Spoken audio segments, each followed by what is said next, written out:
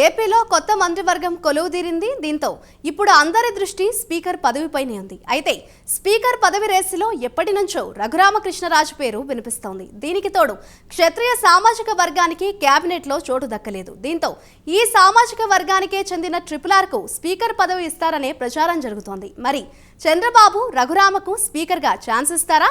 RRRకు revenge తీర్చుకునే ఆస్కారం కల్పిస్తారా? జగన్తో అధ్యక్ష అని పిలిపించుకునే అవకాశం ఇస్తారా? అసలు చంద్రబాబు మనసులో ఏముంది?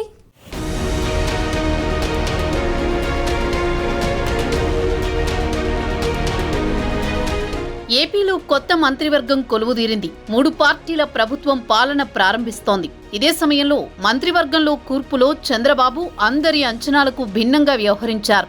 పలువురు సీనియర్లను పక్కన పెట్టారు. సామాజిక సమీకరణాలకు ప్రాధాన్యత ఇచ్చారు. మహిళలకు, బీసీలకు ప్రయారిటీ దక్కింది. సామాజిక సమీకరణాల్లో క్షత్రియ వర్గానికి మంత్రి పదవి దక్కలేదు. స్పీకర్ విషయంలోనూ చంద్రబాబు వ్యూహాత్మకంగా నిర్ణయిస్తున్నారు. ఇక స్పీకర్ పదవి కోసం పోటీ పడుతున్న వారిలో ప్రముఖంగా వినిపిస్తోన్న పేరు రఘురామకృష్ణంరాజు. ఆయన ఈ ఎన్నికల్లో ఉండి అసెంబ్లీ నియోజకవర్గం నుంచి పోటీ చేసి గెలుపొందారు. 2019 ఎన్నికల్లో నరసాపురం నుంచి పోటీ చేసి గెలుపొందారు. తొలి నుంచి వైసీపీ, జగన్ లక్ష్యంగా విమర్శలు చేయడంతో టార్గెట్ అయ్యారు. అందుకోసమే 4.5 ఏళ్లు ఢిల్లీలో ఉండాల్సిన పరిస్థితి వచ్చింది.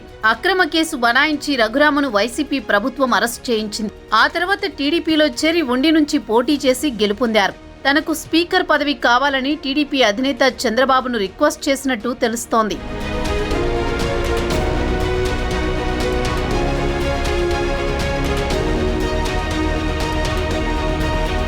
మరోవైపు సీఎంగా చంద్రబాబు నాయుడుతో పాటు మంత్రివర్గం ప్రమాణ స్వీకారం చేసింది. ఈ నెల 17 నుంచి ఏపీ అసెంబ్లీ సమావేశాలు నిర్వహించడానికి ఏర్పాట్లు సాగుతున్నాయి. 4 రోజుల పాటు ఈ సమావేశాలు నిర్వహించాలని ప్రభుత్వం భావిస్తోంది.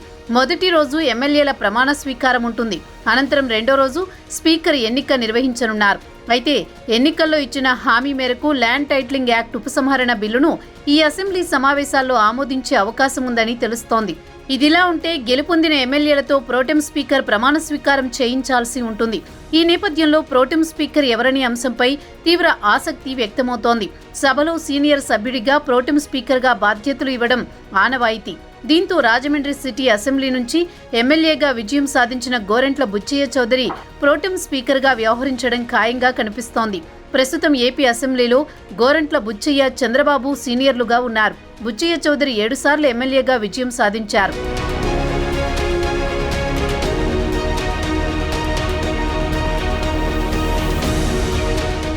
ఇక ఎమ్మెల్యేల ప్రమాణ స్వీకారం అనంతరం స్పీకర్ను ఎన్నుకోనున్నారు. చంద్రబాబు కేబినెట్లో క్షత్రియ వర్గానికి ఛాన్స్ దక్కలేదు. దీంతో రఘురామరాజుకు స్పీకర్ పదవి ఇస్తారనే ప్రచారం సాగుతోంది. జనసేన నుంచి నెల్లిమర్ల ఎమ్మెల్యేగా గెలిచిన మాధవికి డిప్యూటీ స్పీకర్ పదవి ఇస్తారని సమాచారం. అయితే ఇదే సమయంలో స్పీకర్ పదవి కోసం రెడ్డి, ఎస్సీ సామాజిక వర్గాల నుంచి పరిశీలనలో ఉందని పార్టీ నేతలు చెబుతున్నారు. స్పీకర్గా గోరంట్ల బుచ్చయ్య చౌదరి పేరు తాజాగా ప్రచారంలోకి వచ్చింది. నెల్లూరు జిల్లాకు చెందిన సీనియర్ నేత సోమిరెడ్డి చంద్రమోహన్ రెడ్డికి అవకాశం ఉందని భావిస్తున్నారు. కాపు వర్గానికి ఇవ్వాలని భావిస్తే కన్నాకు ఆ పదవి దక్కుతుందనేది మరో అంచనా.